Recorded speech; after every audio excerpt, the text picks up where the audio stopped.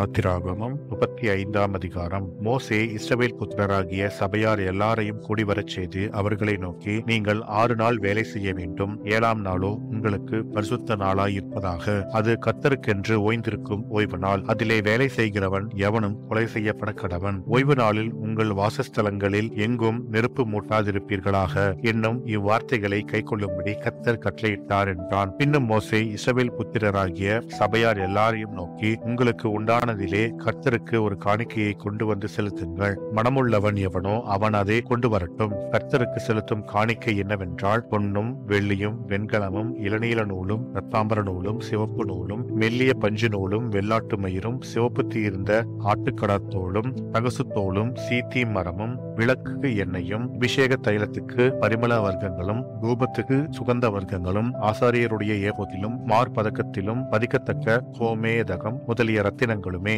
உங்களில் ஞான இருதயம் உள்ள அனைவரும் வந்து கர்த்தர் கட்டளையிட்டவைகளை எல்லாம் செய்வார்களாக. வாசஸ்தலத்தையும் அதன் கூடாரத்தையும் அதன் மூடியையும் அதன் கொக்கிகளையும் அதன் பலகைகளையும் அதன் தாழ்பால்களையும் அதன் தூண்களையும் அதன் பாதங்களையும் பெட்டியையும் அதன் தண்டுகளையும் கிருபாசனத்தையும் மரவின் திரைசீலையையும் மேஜையையும் அதன் தண்டுகளையும் அதன் சகல பணிமுட்டுகளையும் சமூக தப்பங்களையும் வெளிச்சம் கொடுக்கும் குத்து விளக்கையும் அதன் கருவிகளையும் அதன் அகழ்களையும் வெளிச்சத்துக்கு எண்ணெயையும் தூபபீடத்தையும் அதன் தண்டுகளையும் அபிஷேக தைலத்தையும் சுகந்த தூப வர்க்கத்தையும் வாசஸ்தலத்தின் வாசலுக்கு தொங்கு திரையையும் தகனபலி பீடத்தையும் அதன் வெண்கல சல்லடையையும் அதன் தண்டுகளையும் அதன் சகல பணிமுட்டுகளையும் தொட்டியையும் அதன் பாதத்தையும் பிரகாரத்தின் பொங்கு திரைகளையும் அதன் தூண்களையும் அதன் பாதங்களையும் பிரகாரத்து வாசலின் தொங்கு திரையையும் வாசஸ்தலத்தின் முளைகளையும் பிரகாரத்தின் முளைகளையும் அவைகளின் கயிறுகளையும் பரிசுத்த ஸ்தலத்திலே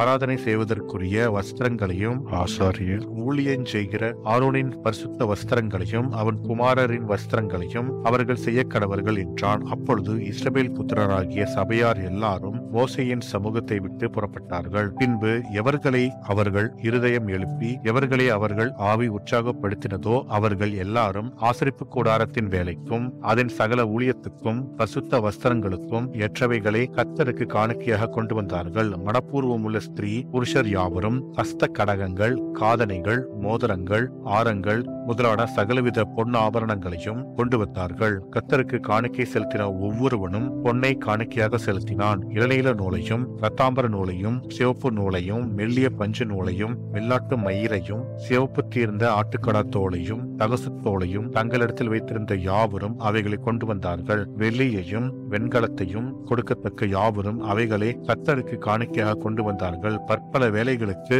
உதவும் சீத்தி மரத்தை தங்களிடத்தில் வைத்திருந்த யாவரும் அவைகளை கொண்டு வந்தார்கள். ஞான இருதயமுள்ள ஸ்திரீகள் எல்லாரும் தங்கள் கைகளினால் தாங்கள் நூற்ற இளநீல நூலையும் இரத்தாம்பர நூலையும் சிவப்பு நூலையும் மெல்லிய பஞ்சு நூலையும் கொண்டு வந்தார்கள். எந்த ஸ்திரீகளுடைய இருதயம் ஞான எழுப்புதல் அடைந்ததோ அவர்கள் எல்லாரும் வெள்ளாட்டு மயிரை திரித்தார்கள். பிரபுக்கள் ஏபோத்திலும் மார்பதக்கத்திலும் பதிக்கும் கோமேதகம் முதலிய ரத்தினங்களையும் பரிமள வர்க்கங்களையும் விளக்கெண்ணெயையும் அபிஷேக தைலத்துக்கும் சுகந்த வர்க்க தூபத்துக்கும் வேண்டியவைகளையும் கொண்டு வந்தார்கள். செய்யப்படும்படி கர்த்தர் மோசேயை கொண்டு கற்பித்த வேலைக்குரிய யாவையும் கொண்டு வர இஸ்ரவேல் புத்திரருக்குள் தங்கள் இருதயத்தில் உற்சாகம் அடைந்த ஸ்திரீ புருஷர் யாவரும் கர்த்தருக்கு காணிக்கையை மனப்பூர்வமாய் கொண்டு வந்தார்கள். பின்பு மோசே இஸ்ரவேல் புத்திரரை நோக்கி, பாருங்கள், கர்த்தர் யூதாவின் கோத்திரத்தில் ஊரின் மகனான ஊரியின் குமாரன் பெசலெயேலை பேர் சொல்லி அழைத்து அவன் விசித்திரமான வேலைகளை யோசித்து செய்யவும் பொன்னிலும் வெள்ளியிலும் வெண்கலத்திலும் வேலை செய்யவும் ரத்தினங்களை முத்திரை வெட்டாக வெட்டி பதிக்கவும் மரத்தில் சித்திர வேலை செய்து சகல வினோதமான வேலைகளை செய்யவும் அவனுக்கு ஞானத்தையும் புத்தியையும் அறிவையும் அருளி அவன் சகலவித வேலைகளையும் செய்யும்படி தேவ ஆவியினாலே அவனை நிரப்பினார். அவன் இருதயத்திலும் தான் கோத்திரத்து அகிசாமாகின் குமாரனாகிய அகோலியாவின் இருதயத்திலும் போதிக்கும் வரத்தையும் அருளினார். சித்திர வேலையையும் சிற்ப வேலையையும் இளநீல நூலாலும் இரத்தாம்பர நூலாலும் சிவப்பு நூலாலும் மெல்லிய பஞ்சு நூலாலும் செய்யப்படும் விசித்திர தையல் வேலையையும் சகல விசித்திர நெசவு வேலைகளையும் வினோதமான வேலைகளை யூகிக்கிறவர்களும் செய்கிறவர்களும் நிறைவேற்றும் சகலவித வேலைகளையும் செய்யும்படிக்கு அவர்களுடைய இருதயத்தை ஞானத்தினால் நிரப்பினார் என்றான் என்பதே ஆமேன்.